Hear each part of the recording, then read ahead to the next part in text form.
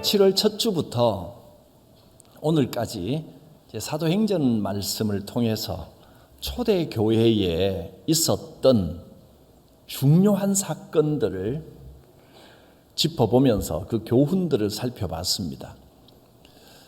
오늘날 교회는 사도행전의 초대교회를 닮아가야 됩니다. 이 사건들은 초대교회에 아주 큰 영향을 미치는 의미 있는 사건들을 기록해 놓은 겁니다. 제일 먼저 일어났던 사건이 예수님의 승천 사건이었습니다. 예수님이 구름 속으로 올라가셨고 천사들이 오더니 하늘만 쳐다보고 있지 마라. 예수님은 올라가신 그대로 다시 오신다 했습니다. 중요한 것은 하늘만 쳐다보고 있지 말라는 겁니다. 예수님이 다시 오실 것이지만 우리가 하늘만 쳐다보고 있을 게 아니라 이 땅에 해야 할 일을 해야 된다는 겁니다. 예수님의 승천 사건. 두 번째는 오순절 성령 강림 사건이었습니다. 성도들이 모여 기도할 때 성령이 임하셨습니다. 성령이 임했을 때 나타난 현상, 각 사람의 언어가 통했습니다. 통하지 않던 말이 통하고 닫혀있던 마음이 열리는 역사가 있었습니다. 교회는 그래야 됩니다. 세 번째로는 베드로와 요한이 성전에 가다가 나면서 안전뱅이 된 사람을 고쳤습니다. 은과 금은 내게 없지만 내게 있는 것을 내게 주겠다. 나사렛 예수 이름으로 일어나 걸어라. 그랬더니 그 사람이 일어나 뛰고 걸으며 하나님을 찬양하고 복음을 전했습니다. 하나님의 일은 물질로만 하는 것이 아닙니다. 주의 권능으로 하는 겁니다. 물론 물질이 필요할 때가 있지만 그러나 물질이 없다 해도 하나님의 역사는 나타나는 겁니다. 너무 세상 것 물질을 의지하면 안 됩니다. 네 번째, 7 집사의 선출이었습니다.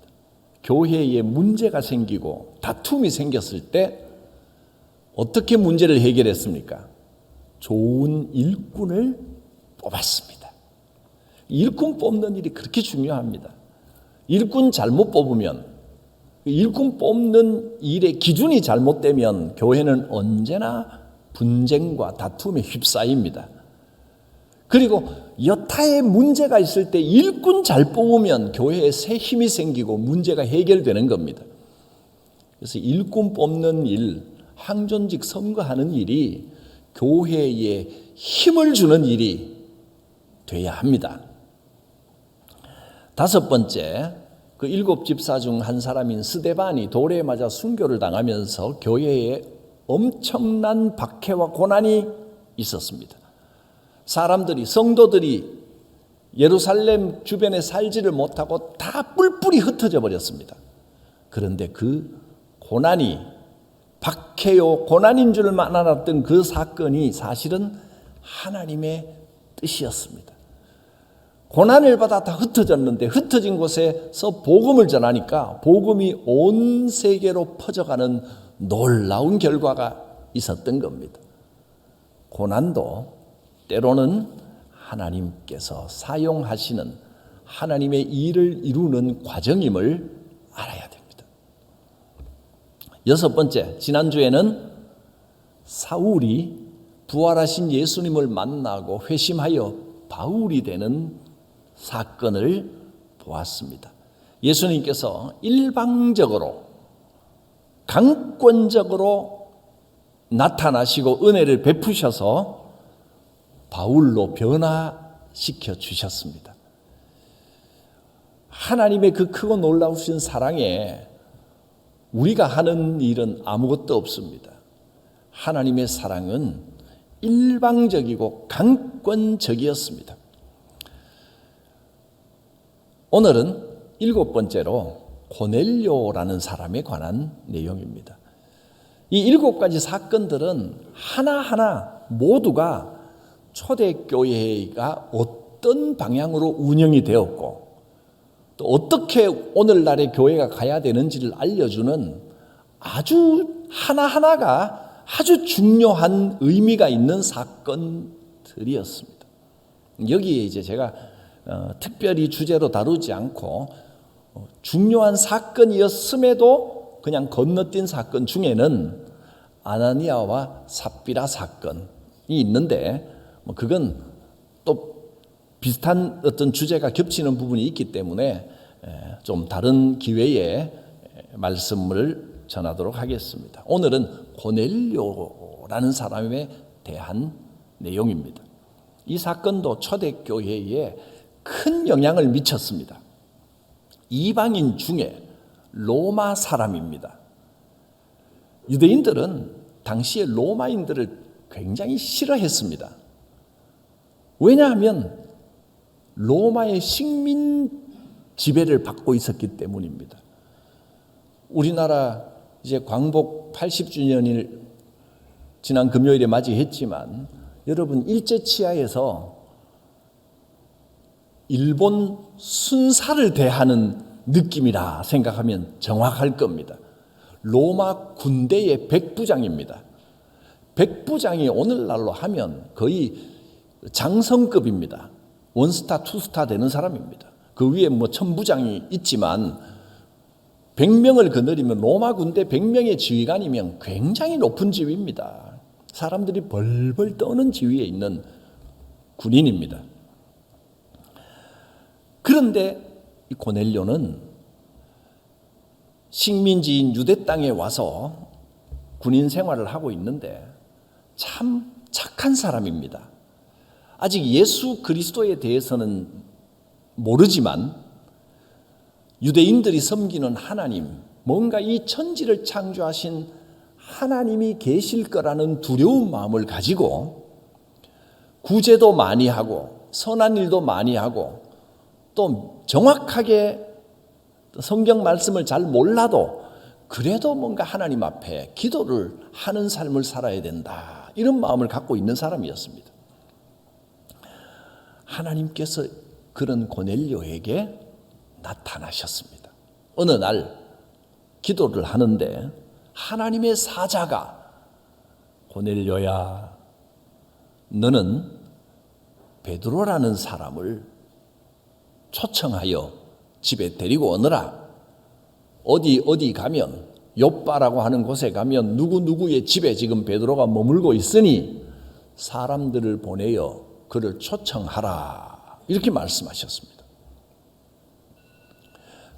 백부장쯤 되는 사람이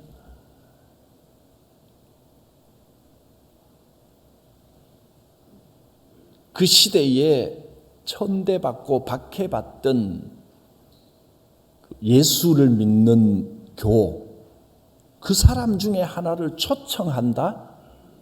별 생각할 수 없는 일입니다. 로마인들이 무시하는 그 유대인을 초청한다? 별로 생각할 수 없는 일입니다. 근데 하나님이 그렇게 명하신 겁니다. 뿐만 아니라 유대인들도요, 초청한다고 가겠습니까? 유대인들은 이방인들의 집에 들어가는 것을 수치스러운 일로 여깁니다. 더구나 로마의 군대의 백부장의 집에 초청받아 간다? 그거는 있을 수 없는 일입니다.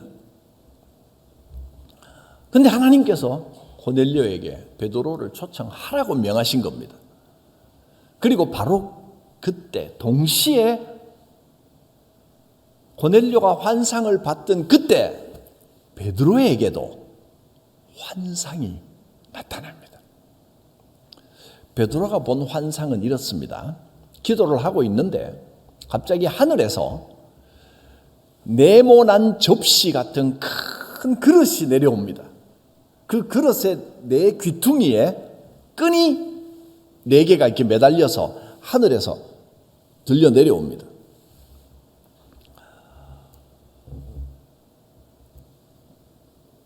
그리고 그 그릇을 이렇게 보니까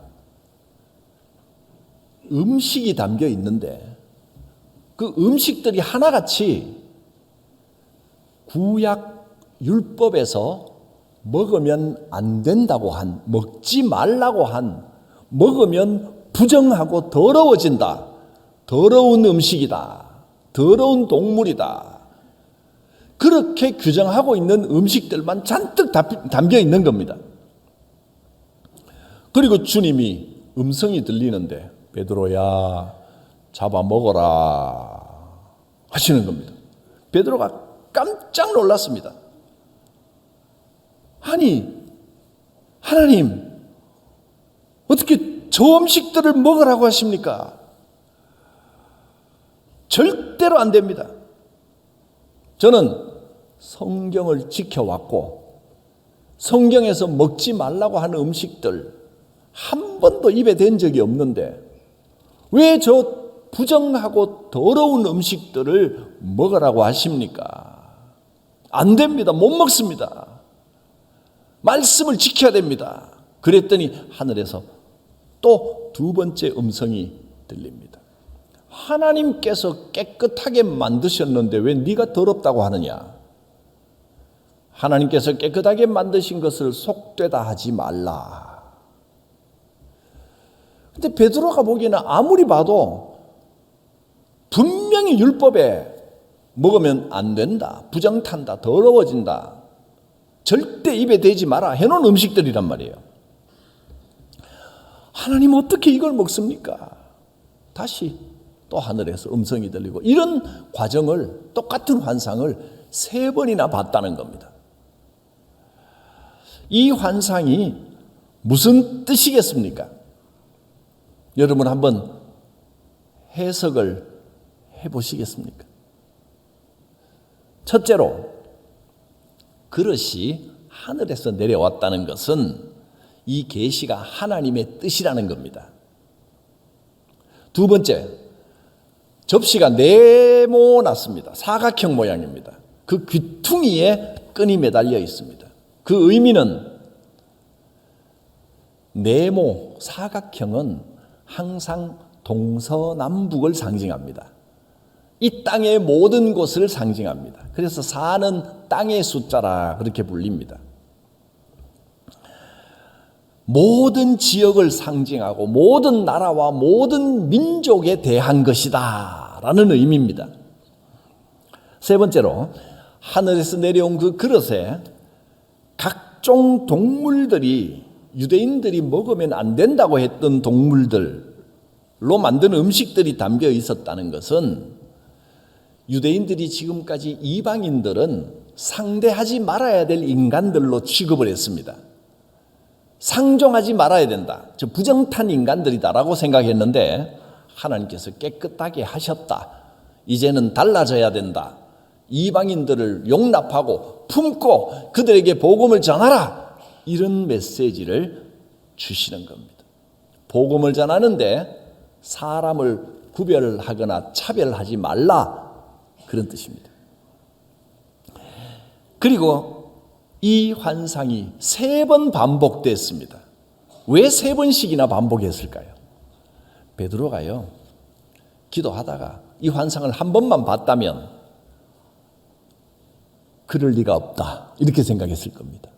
아무리 내가 뭔가 살짝 피곤해서 조는 바람에 이상한 꿈을 꾼 거지 하나님이 이런 명령을 내리실 리가 없다 하고 거부했을 겁니다. 내가 많이 피곤했나 보다, 잊어버려야 되겠다, 그럴 리가 없지 그랬을 텐데 3번씩이나 똑같은 환상을 보여주시니까 이건 거부할 수가 없습니다. 이건 분명한 하나님의 뜻이라는 겁니다.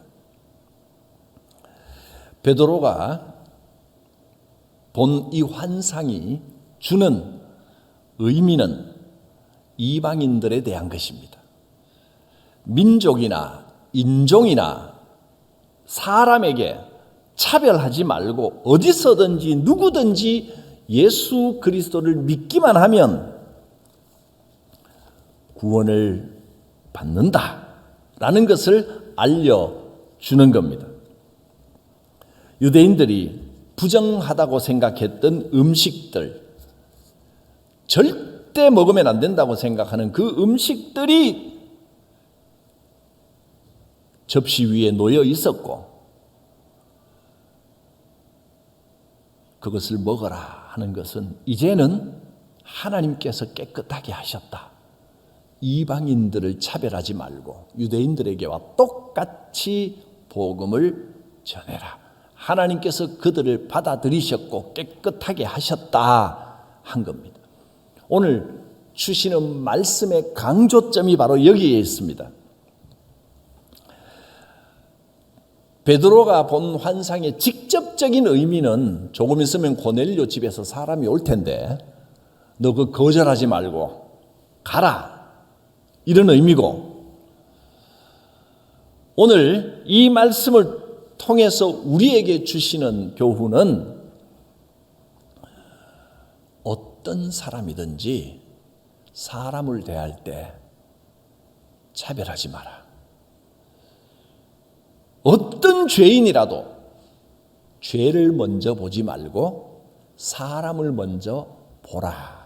모든 인간은 고귀하다, 구원의 대상이다 라는 뜻입니다.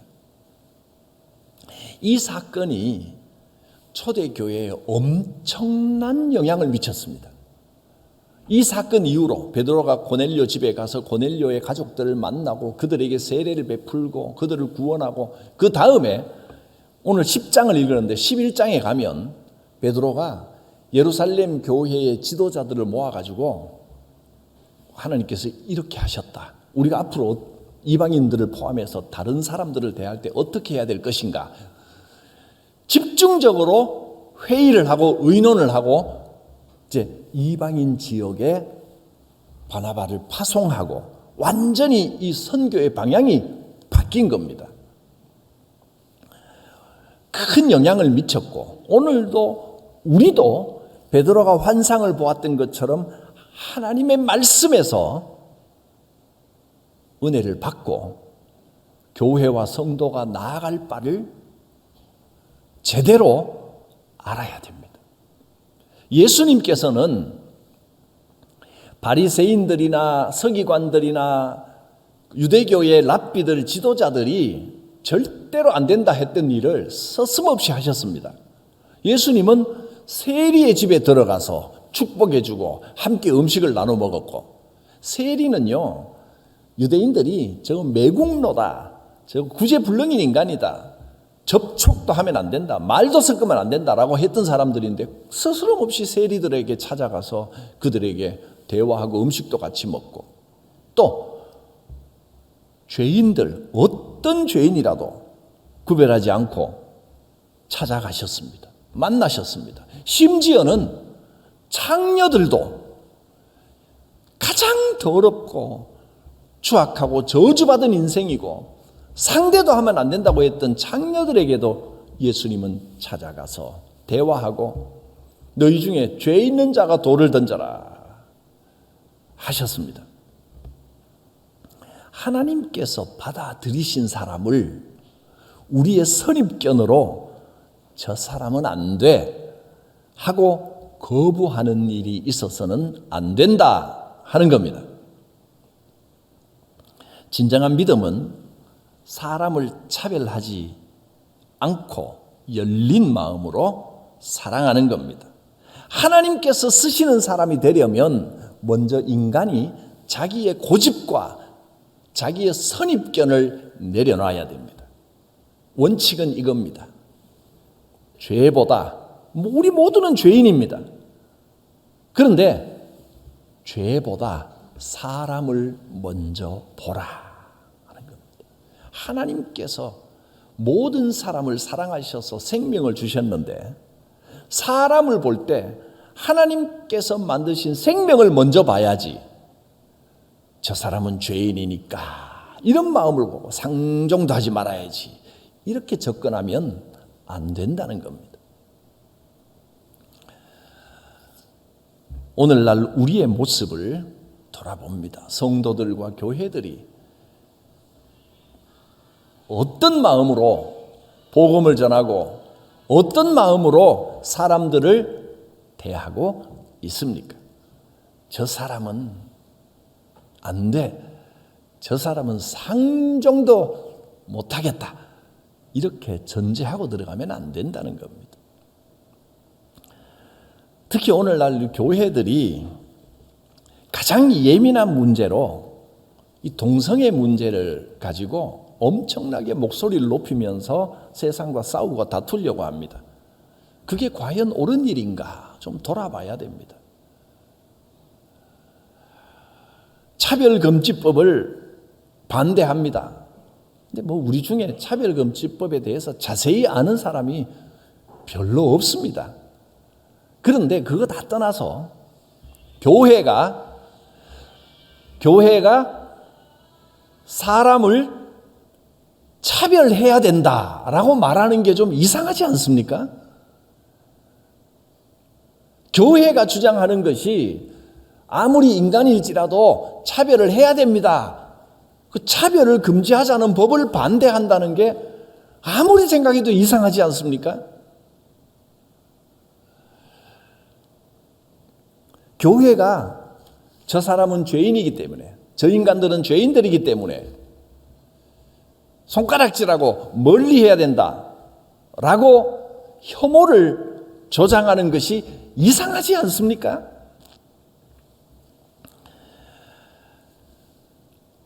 하나님께서는 자기 생각과 선입견을 내려놓고 자기 고집을 포기하는 사람을 통하여 역사하십니다. 하나님의 사랑으로 받아들이지 못할 사람은 없습니다. 물론 죄는 더러운 것이고 추한 것입니다. 그러나 죄인을 볼 때 죄부터 보지 말고 사람을 먼저 보고 사랑으로 다가가야 됩니다. 그러면 동성애자라는 주제가 나왔으니까 동성애자들 대할 때 목사님 그럼 어떻게 대할 것입니까? 어떤 답을 내리겠습니까? 라고 물으신다면 인생의 모든 문제에 즉답을 할 수 있도록 명확하게 그 자리에서 답을 탁 내릴 수 있는 문제는 많지 않습니다. 아주 복잡한 문제입니다.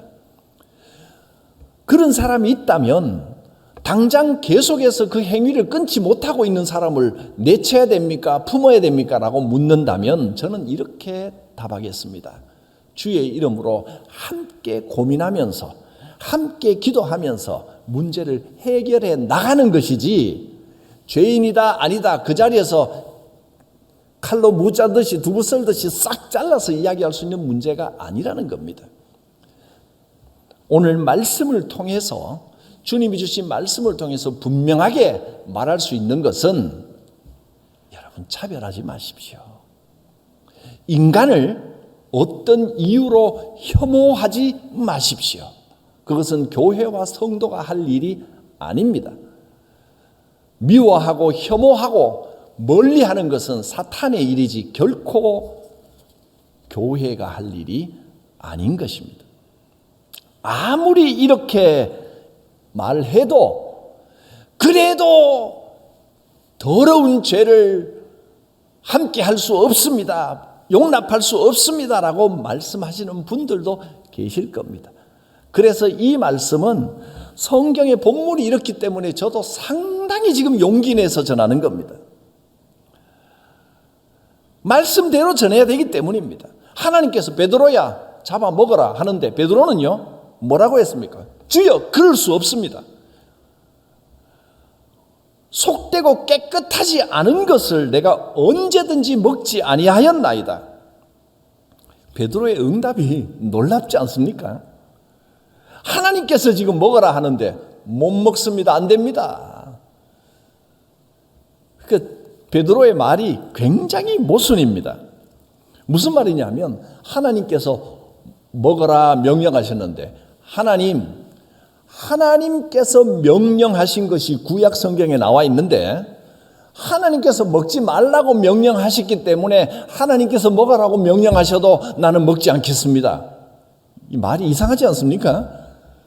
하나님의 명령을 지키기 위해서 하나님의 말씀 명령을 듣지 않겠습니다. 이 소리를 지금 하고 있는 겁니다. 말이 안 되는 말을 하고 있는 겁니다. 대놓고 하나님의 명령을 거부하는 겁니다.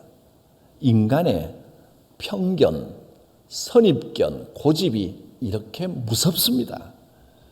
베드로는 지금 율법을 가지고 하나님을 가르치려고 듭니다. 하나님 그거 모르십니까? 이거 먹으면 안 되는 겁니다. 먹지 말라고 했으니까 내가 안 먹습니다. 왜 하나님 먹으라고 하십니까? 먹으면 안 되는 겁니다. 하나님을 가르치려고 하고 있는 겁니다.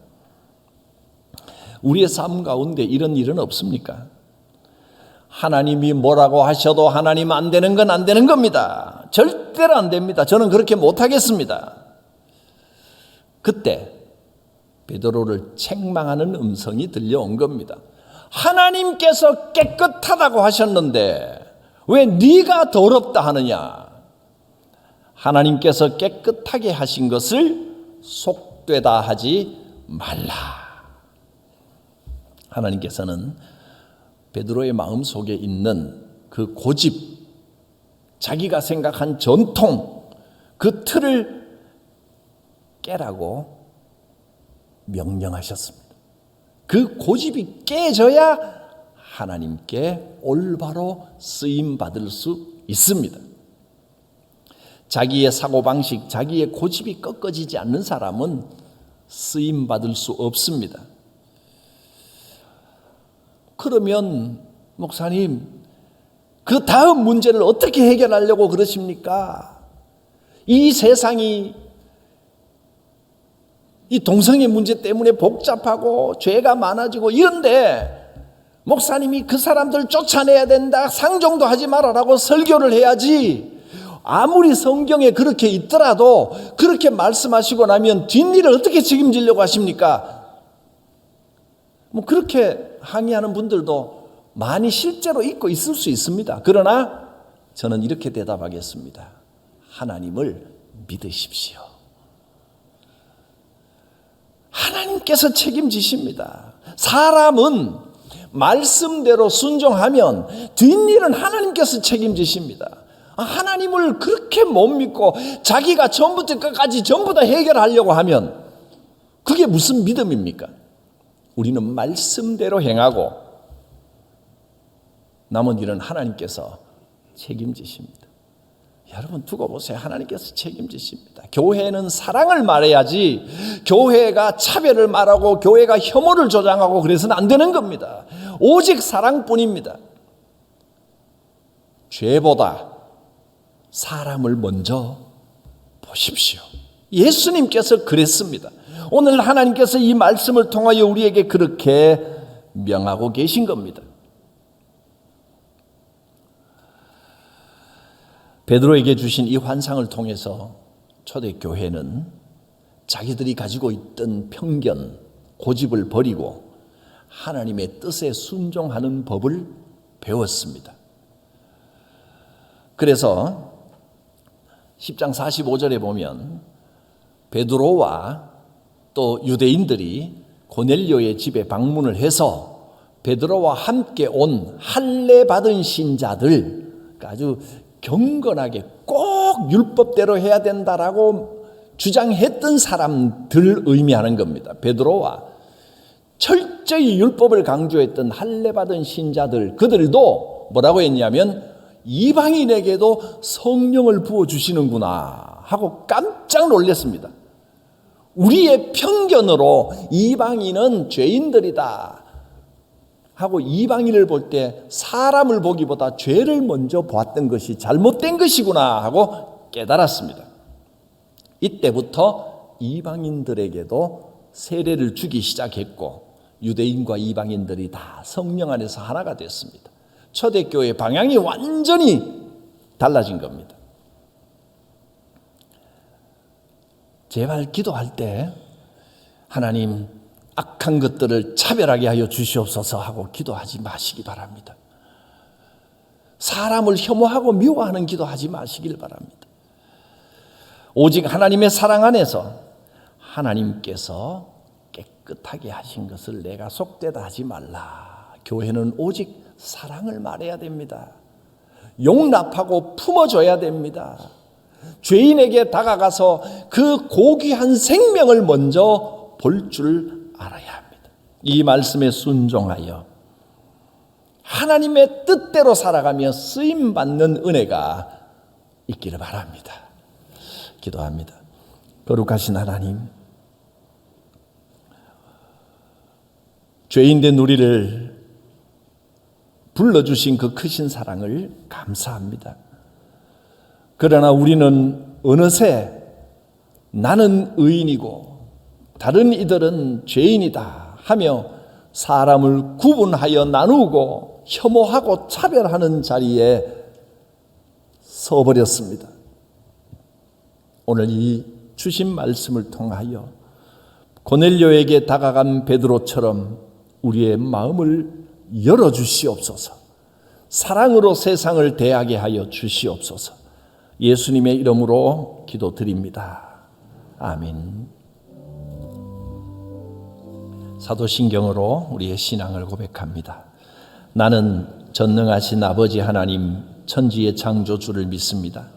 나는 그의 유일하신 아들 우리 주 예수 그리스도를 믿습니다. 그는 성령으로 잉태되어 동정녀 마리아에게서 나시고 본디오 빌라도에게 고난을 받아 십자가에 못 박혀 죽으시고